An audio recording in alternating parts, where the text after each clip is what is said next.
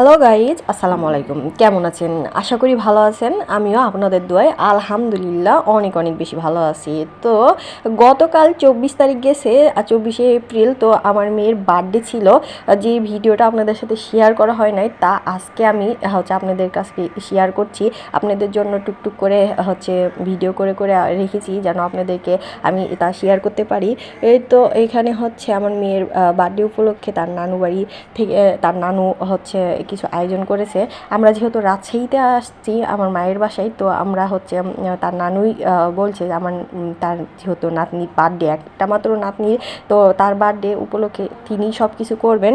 তো মাশাল্লাহ দিলে আমাদের এলাকার মানুষগুলো অনেক বেশি হেল্পফুল। তো আমরা বার্থডের জন্য আয়োজনে রেখেছিলাম লুচি আর পায়েস। এটা রাজশাহী সবচাইতে বিখ্যাত একটা রিসেপশনের জন্য, সব কোনো একটা অনুষ্ঠানের জন্য এই কাজটা করে, মাস্ট বি। তো লুচি আর পায়েসটা থাকবেই, সব বিয়ে শাদী যাই বলেন।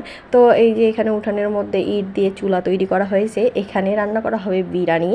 তো বিরিয়ানি রান্নার জন্য তারা বাবুর্চি রান্না শুরু করে দিয়েছে অলমোস্ট। তো রাজশাহীতে এত বেশি গরম আর এত বেশি রোদের তাপ যে আসলে এত বেশি খারাপ লাগতেছে। আমার মেয়ে তো অলরেডি অসুস্থ হয়ে গেছে।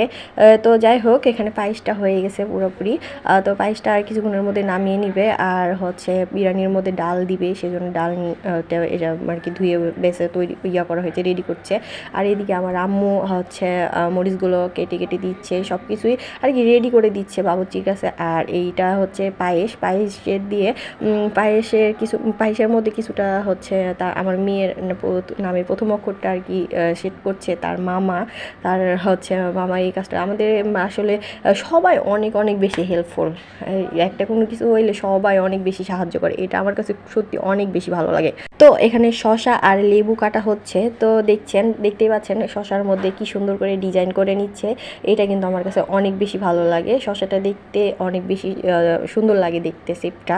তো যাই হোক, শসা টসা কাটা ওইদিকে শেষ। এদিকে বিরিয়ানির রান্না হচ্ছে। তো মাংসটা কষানো শেষ, চালটা দিয়ে দেওয়া হয়েছে। আর এই কাজে বাবুর্চির কাছে সাহায্য করছে আমার মামাতো ভাই, যে বাবুর্চিকে সব কিছু আগায় দিচ্ছে বা সাহায্য করছে। আসলে প্রতিবেশী কিন্তু তাদেরকেই বলে যারা মনে করেন মানুষের পাশের প্রতিবেশীর ভালো হোক মন্দ হোক সব কাজেই আগিয়ে থাকবে। আসলে এরকম ভালো ভালো প্রতিবেশীগুলো পাওয়া কিন্তু চারটিখানি কথা না। আমি যেহেতু ভাড়া বাসায় থাকি, তো আমাকে সব কিছু একা একা হ্যান্ডেল করতে হয়। তারপরেও আমার আশেপাশে যারা থাকে মাশাআল্লাহ দিল অনেক ভালো, আলহামদুলিল্লাহ অনেক বেশি ভালো। তো এইদিকে বিরিয়ানিটা রান্না করা হয়ে গেছে। এখানে আমি এখানে ধরে আসি, আর আমার মামি বিরিয়ানিটা একটু লেড়ে দিচ্ছে, কারণ বাবুর্চি বলে গেছে এটা একটু লাড়ালাড়ি করা লাগবে। তো যাই হোক, ভিডিওটা আজকে এতটুকু পর্যন্ত। আল্লাহ হাফেজ, ভালো থাকবে।